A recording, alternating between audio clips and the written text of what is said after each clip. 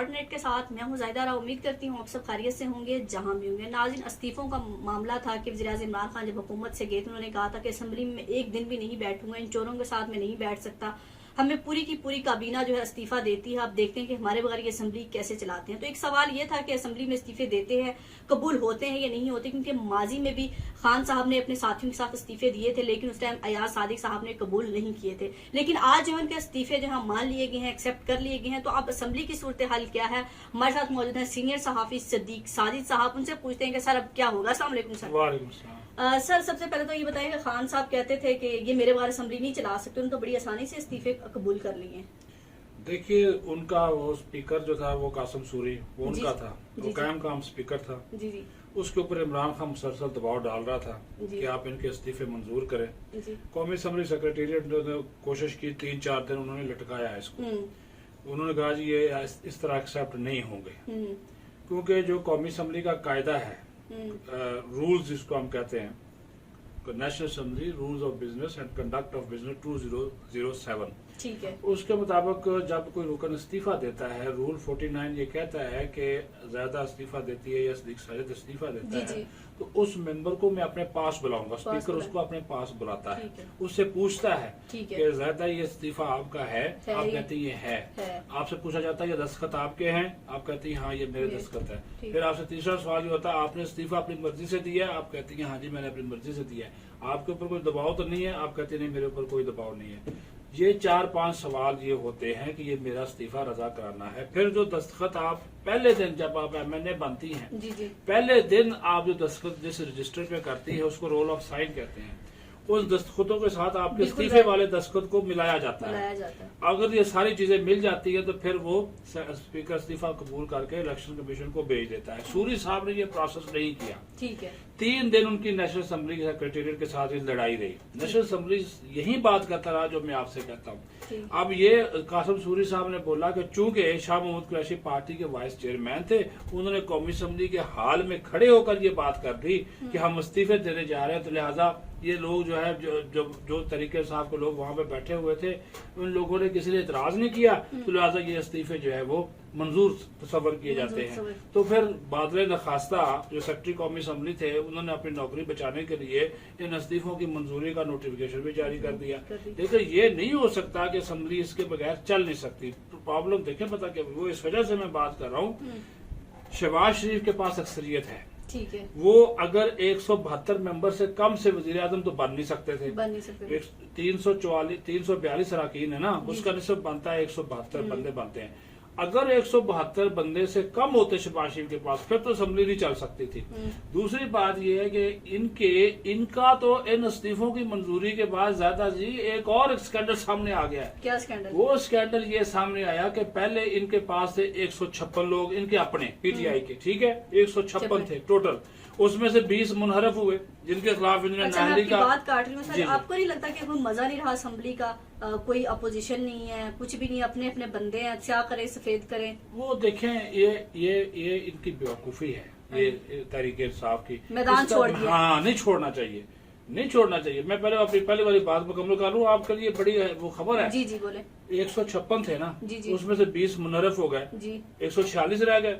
उन्होंने 146 में से 123 ने इस्तीफा दिया है। 123 जिनका इस्तीफे मंजूर हुए 123। इसका मतलब है अब जो मुनहरफ अरकान की तादाद है वो बढ़कर 20 से 33 हो गई है। 13 लोग और जिन्होंने इस्तीफा नहीं दिया, वो खान साहब के साथ नहीं खड़े हुए। ये बड़ी डस पहुंची इनको कि कम अज कम 33 अरकान इनके ऐसे हैं जो कि मुनहरफ हो चुके हैं। तो ये नुकसान तो है। अब मजा है या नहीं है वो तो अपनी जिद खान साहब ने बनाई है। आपको पार्लियामेंट का प्लेटफॉर्म नहीं छोड़ना चाहिए, न सिर्फ पार्लियामेंट का, बल्कि देखें अगर आप इतना ही आपको ये पार्लियामेंट बुरी लगती है, ये देखें दोहरा मेयार देखें भाई, फिर आप सेनेट से भी मुस्ताफी हो। सेनेटर इनके अपने हैं वहाँ पे सेनेट में इनकी जो है वो इनकी मेजोरिटी पार्टी है तरीके साहब, फिर हो ना वहाँ पे।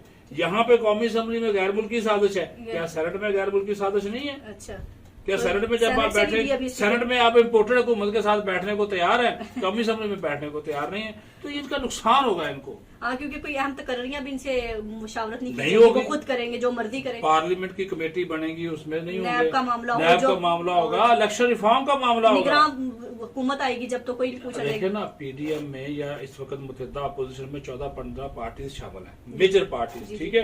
ये नहीं होंगे, ये कल कलाम हुकूमत वाले जो इस वक्त की हुकूमत है वो कहेंगे ये एक जमात को तो हम नहीं कर सकते ना, हम 14 जमातों को देखेंगे या इनको देखेंगे। इन्होंने अपने पाँव पे मारी है कुल्हाड़ी, इनको ये नहीं करना चाहिए था। ये इनको पार्लियामेंट के अंदर रहकर इसकी जो खूबियां खामियां, इस हुकूमत की जो जितनी भी आपने ऐसी तैसी कर दी थी, वहां पे बैठ के करते आप, मीडिया भी दिखाता। अब तो ये बाहर चले गए, अब यकीन माने इनको कोई एक चैनल 2 मिनट के लिए भी नहीं दिखाएगा। अच्छा सर, ये जो इस्तीफे तो कबूल कर ली है, अब क्या चैलेंज इलेक्शन कमीशन के लिए कि वो जिमनी इलेक्शन कराइए, आम इंतखाबात अच्छा, कराइए, क्या होगा? हाँ, ये आपने बड़ा जबरदस्त सवाल किया। अब यहाँ पे भी जो है ना एक आईनी और कानूनी नुकता उठता है। जिमनी इंतखाब नहीं हो सकता अगर असम्बली की मुद्दत पूरे होने में 6 महीने रहते हों। 6 महीने रहते हैं। अभी रहता है 1.5 साल। अभी तो जिमनी इंतखाब होंगे, और जिमनी इंतखाब होंगे उसमें ये जा रहा है जो इनका एक तरीकाकार है, तो अगर इन्होंने उसमें हिस्सा ना लिया तो तहरीक इंसाफ का सफाया हो जाएगा, उसमें पीपल्स पार्टी आ जाएगी, नून लीग आ जाएगी, JVI आ जाएगी, वो जमातें आ जाएगी, वो मिलकर इलेक्शन लड़ेंगे, उनकी सीटें बढ़ जाएंगी। ये इन्होंने अपने पाँव में बार बार कह रहा हूँ, इसी वजह से ये कह रहे हैं कि जल्दी इलेक्शन कराओ, जल्दी कराओ। इलेक्शन होते होते भी ना, आप यकीन माने ज़्यादा जी कि इलेक्शन होते होते भी अक्टूबर, जो इलेक्शन कमीशन ने खुद बात की है, अक्टूबर की उन्होंने बात की, अभी उन्होंने वो हल्का बंदियां शुरू कर दी, तो इन्होंने अपने पाँव पे कुल्हाड़ी मारी है, क्योंकि अब इनके हो गए ना। तो अभी 45 से लेकर 60 दिन के अंदर अंदर इलेक्शन करवाने इन सीटों के ऊपर, इन पे ऊपर अब जिमनी इलेक्शन करवाना पड़ेंगे, तो वो उनको करवाएंगे, वो क्यों नहीं करवाएंगे। हाँ, 6 माह की मुद्दत रहती, 6 माह से कम की टाइम रहता, फिर वो ना कराते। लेकिन अभी चूंकि 1.25 साल 1.5 साल इस हुकूमत को पड़ा है, जुलाई 2023 तक तो इनकी मुद्दत है। इनके आपके ख्याल में ये झटका है तहरीक इंसाफ? ये इन्होंने, मैं कह रहा हूँ कि अगर ये जिमनी इंतखाब में हिस्सा लेकर अपनी पॉपुलरिटी शो करें, उससे जीत कर आए, लेकिन मुझे लग नहीं रहा ये उसका बाइकाट करेंगे। ये कह रहे हैं हम जिमनी इंतखाब नहीं लड़ेंगे, ये आम इंतखाबात का मुतालबा कर रहे हैं, इन्होंने इसलिए दिए हैं इस्तीफे। और आज जो DGSPR ने प्रेस कॉन्फ्रेंस की है ना, ये बहुत बड़ा दचका है इमरान खान के लिए। उसके लिए ये इलेक्शन, अब उसने देखे, उसने बड़ी बात की है, उसने एक तरह तो स्पोर्ट अपनी डाल दी उसके खाते में, शहबाज शरीफ के।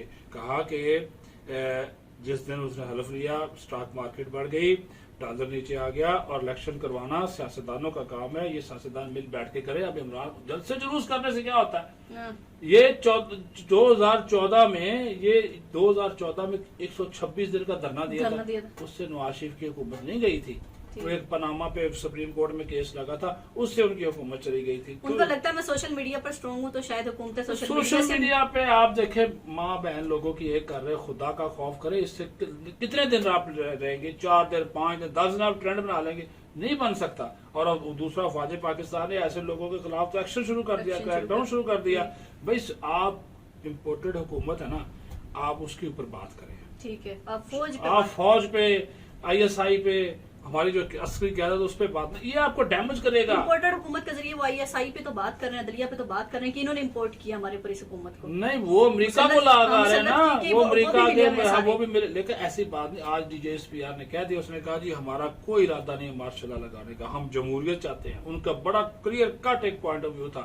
और फिर उन्होंने उस खत की भी साजिश तो खोल दी, तो साजिश का वर्ड ही नहीं है। और ये भी कह दिया कि अमेरिका ने अड्डे भी नहीं मांगे थे। उन्होंने कई झूठ इमरान खान के जो है ना वो इसमें जो है वो बेनकाब किए हैं। तो खान साहब को चाहिए गुस्से और जिद की बजाय, अना की बजाय तहम्मुल, और अदरवाइज इनकी पार्टी टूट गई है। 33 लोग निकल गए और निकल जाएंगे। फौज को गाली देकर यकीन मानिए कोई इक़्तिदार में नहीं आ सकता। ये साबित हो चुका है पाकिस्तान में नहीं। आप इदारों को देखें, फौज हर जगह पहुंचती है, आपकी मदद करती है, हर मुश्किल में आती है, हर जगह पे उनका एक सपोर्ट होती है आपके साथ।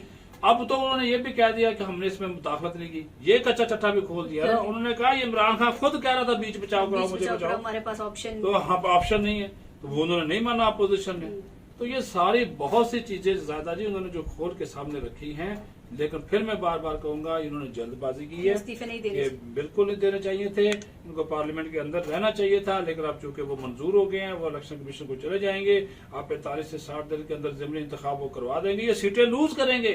वो जीत गया, उनकी तो मेजोरिटी बन जाएगी, क्या करेंगे आप? और 2-4 उन्होंने अवाम को रिलीफ दे दिए, तो खान साहब का अगले जो नए इलेक्शन होंगे उसमें सफाया आ जाएगी। Thank you so much Siddique Sajid साहब। सिद्दीक साजिद साहब का भी यही कहना था कि इस्तीफे देने का फैसला जो है तहरीक इंसाफ का बिल्कुल गलत है, डट कर मुकाबला करना चाहिए था। जैसे कहते हैं डट के खड़ा है कप्तान, तो डट के खड़ा रहना चाहिए था। पार्लियामेंट में भी जहां लगता है हुकूमत को गलत बात कर रही है उस पर मुकाबला करते हैं। आप सड़कों पर आके आवाम ने तो मुकाबला नहीं करना, पार्लियामेंट के नुमाइंदों के साथ तो मुकाबला आपने करना है, क्योंकि आवाम पार्लियामेंट में नहीं जा सकती, आवाम आपके साथ रोड पर निकल सकती है, सोशल मीडिया पर ट्रेंड्स बना सकती है। और मेरा ख्याल से सोशल मीडिया के ट्रेंड से और सड़क पर आने से हुकूमतें ना बनती हैं ना टूटती हैं, ये जमहूरियत है। जी हाँ, ठीक है, आवाम जो आपके साथ है वो आपका साथ दे रही है, जिनको लगता है आपका देना चाहिए, अच्छी बात है, आप करें जलसे जुलूस, इससे कोई नहीं रोक सकता आपको, लेकिन पार्लियामेंट में आपको अपनी नुमाइंदगी रखनी चाहिए थी। तो इसी तरह अगर सेनेट में भी आपने नुमाइंदगी रखी हुई है तो पार्लियामेंट में भी रख लेते, लेकिन सेनेट में रखी हुई है तो ये दोहरा मयार कुछ आवाम को समझ नहीं आ रहा। अपना और अपने प्यारों का बहुत ख्याल रखिएगा, हमें दुआ में याद रखिएगा। अल्लाह हाफिज।